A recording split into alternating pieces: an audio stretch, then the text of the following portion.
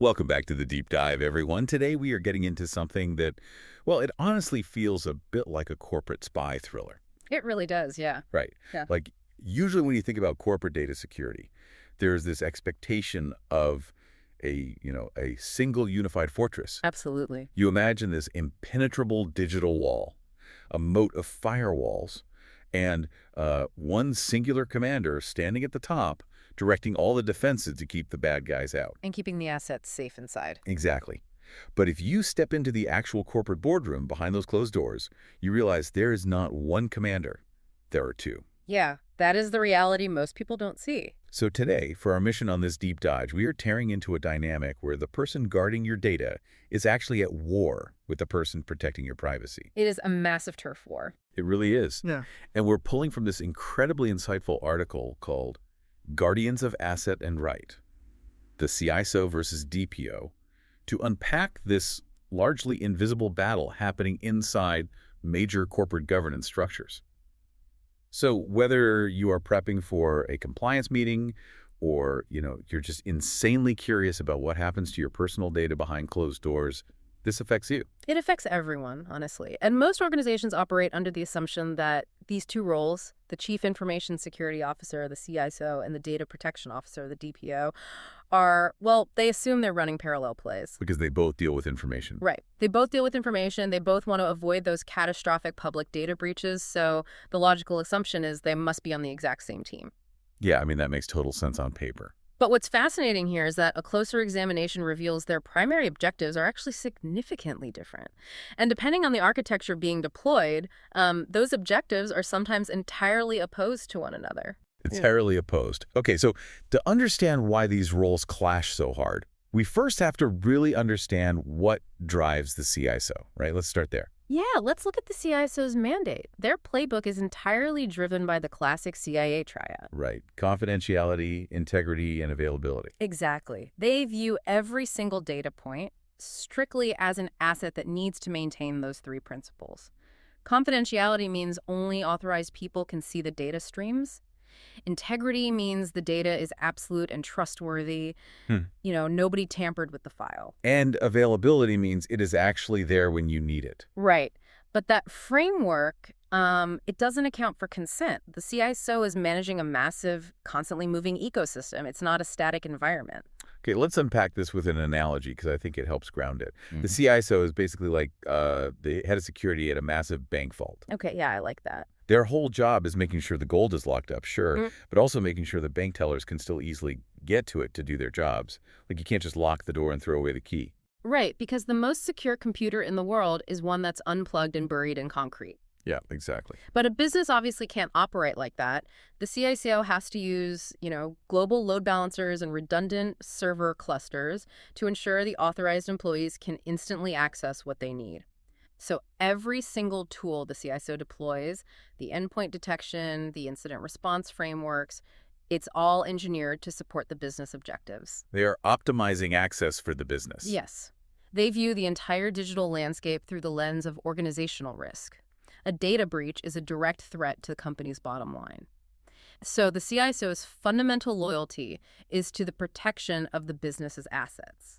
Okay, but if the CISO is looking out for the business and looking at the data strictly as corporate property, who is looking out for the data itself? Because it creates a massive blind spot. A huge one, yeah. They completely miss the legal reality that the data doesn't actually belong to the company at all. It belongs to you, the listener. It's your personal data. Which is exactly what brings the DPO into the room, the guardian of the room. All right, so let's transition to the DPO. So the dynamic completely shifts the moment the DPO sits down. Their mandate doesn't originate from a business need to optimize workflows. Their role originates from statutory law. Like the Digital Personal Data Protection Act. Exactly, the DPDPA 2023. Under that law, the processing of personal data must be strictly aligned with the rights of the data principal, meaning you, the individual.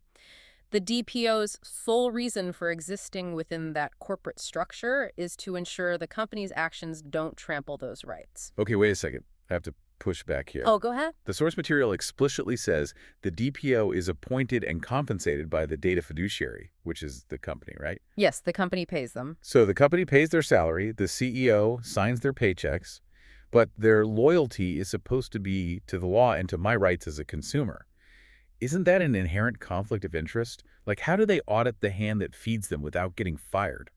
This raises an important question, and it's a completely valid point. It is an inherent conflict by design. Wow, really? By design? Yeah. And because they're playing the role of an internal regulator, they're forced to interrogate the digital architecture from a completely different angle. They ask questions driven by legal rights, not organizational convenience. Like, what kind of questions? They look at a database and ask, under what specific legal authority did we collect this? Who accesses this?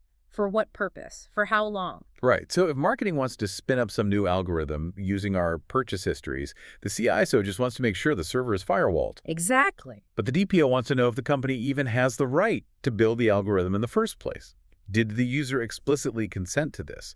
What are their rights of grievance or correction? Yes. The DPO is looking at foundational principles of data minimization. The CISO is asking, how do we ensure this data is usable and secure? The DPO is asking, is our business objective legally violating the individual's right to privacy? Here's where it gets really interesting. Because of these two vastly different loyalties, one to the business, one to the individual, a clash is just completely inevitable. Oh, it's inevitable. It is a constant collision. It's the ultimate can we versus should we debate. The CISO asks, can we use this data securely? While the DPO asks, should we be using this data at all? And it is not a polite philosophical disagreement either. Our source text highlights how this tension boils over into severe operational conflict. Right. There were two specific examples in the text that really stood out. Let's dig into the first one. Data retention. Because that seems to create a massive fight. Data retention is the ultimate battleground. It perfectly exposes the paradoxical goals of both roles. So the CSO relies heavily on these things: SIEM systems, security information, and event management logs. Oh. They want to capture telemetry data, network traffic, user behavior, and they want to hold on to those logs for a long time, like years. Well, yeah, because if a sophisticated hacker breaches the network, they don't usually just set off an alarm on day one. Exactly. They might lurk in the system for months, escalating privileges. Right, so if the CISO doesn't have historical logs going back a year or more, they have zero forensic footprint to figure out how the hacker got in. They need it for investigations.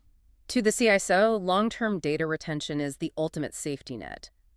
But the privacy professional, the DPO, looks at that exact same repository of historical logs and sees a massive legal liability. Oh, because of the storage limitation rules. Exactly. Under the DPDPA, once the original purpose for collecting that personal data is exhausted, it must be deleted. So if the company completes a transaction, ships the product to me, the DPO mandates the immediate destruction of my data. Yes.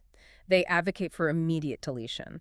The DPO will point out that stockpiling years of user logs, just in case there is a security incident, it violates the right to erasure. That is an impossible legal paradox. The exact forensic logs the CISO desperately needs to prove they didn't get hacked are the very same logs the DPO says are illegal to possess. There is no middle ground. You either hit delete or you don't. The security professional advocates for keeping it. The privacy professional advocates for deleting it. Wow. And it's the exact same bloodbath when we look at the second example from the text, which is internal monitoring. Oh, yeah, insider slam. Right, because insider threats are arguably the most dangerous vulnerability. A rogue employee with legitimate access can do way more damage than an external hacker. So naturally, the security team wants extensive monitoring. The CISO wants to implement all these tools: keystroke logging, user and entity behavior analytics, tracking every file transfer. They want total visibility to catch anomalous behavior. Which is an absolute nightmare for the DPO. A total nightmare. Because the CISO is essentially proposing a mass surveillance state inside the corporate network. And the DPO is going to immediately question whether spying on everything is proportionate. They use the legal principle of proportionality to dismantle that argument. Like, is deploying aggressive keystroke loggers on 10,000 employees justified just to catch one potential bad actor? Exactly. The DPO will argue that the security imperative is fundamentally disproportionate and violates the privacy rights of the workforce and the consumers whose data those employees handle. So the CISO's entire job is to eliminate blind spots, and the DPO's entire job is to legally enforce blind spots. That is a great way to summarize it. I mean, if I'm a board member watching these two executives constantly veto each other over retention logs and monitoring it, sounds like a dysfunctional workplace. Like the company's governance is just falling apart. It does sound like that, but the text argues this constant arguing is actually a sign of health. This friction is a feature, not a bug. Wait, really? A feature? Yes, it is the hallmark of a mature organization. The DPDPA acknowledges that information security is essential.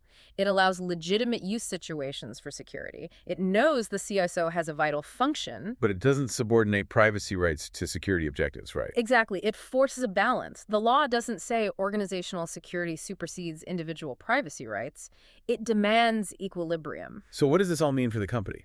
It means the most mature organizations realize the CISO and the DPO are not substitutes.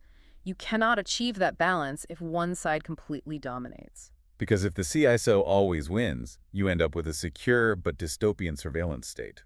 Right. And if the DPO always wins, you end up with a highly private but vulnerable architecture that will inevitably be breached. So you can't just slap both titles onto one executive. You'd be constantly arguing with yourself. The roles must be distinct. One is the guardian of assets. The other is the guardian of privacy rights. When they disagree and elevate their clashes to the executive board, it proves the governance system is working. The board's job is to balance both. This tension is literally the mechanism that prevents the company's aggressive business goals from accidentally crushing the rights of individuals. Exactly.